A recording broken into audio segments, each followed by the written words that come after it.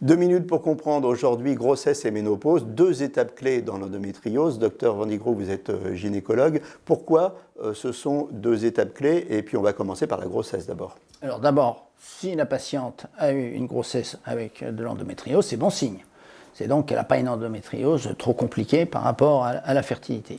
Donc très bonne chose. Ce qui est sûr, c'est qu'après la grossesse, ce qu'il faut, c'est qu'elle consulte à nouveau un professionnel de santé pour reprendre très probablement un traitement hormonal pour continuer à bloquer l'évolution de l'endométriose et, comme je le dis souvent, surtout ne pas mettre ou remettre un stérilet au cuivre qui, lui, a un effet contraceptif, mais augmente le volume des règles et donc augmente le risque de développement de l'endométriose.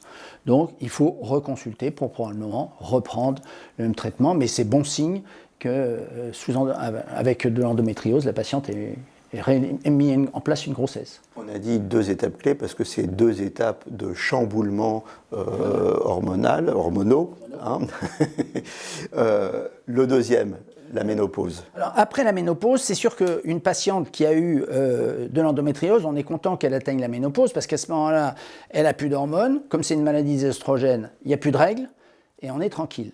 Alors la seule question qui se pose, c'est si la patiente demande un traitement hormonal de la ménopause parce qu'elle a des bouffées de chaleur ou des risques fracturaires, enfin ostéoporose, à ce moment-là, on peut se poser la question du bénéfice-risque parce que, bien entendu, en remettant des hormones, on peut avoir un effet parfois négatif, en particulier au niveau des ovaires. Donc ça, il faut en parler avec son médecin ou un professionnel de santé spécifique. Ce qu'on peut donner comme conseil en règle générale, c'est que tout au long de sa vie et tout au long de ses étapes hormonales, le mieux c'est de se faire suivre par un médecin compétent sur l'endométriose. L'endométriose, comme beaucoup de choses, c'est de la prévention. Et bien voilà, le message est passé, à très bientôt.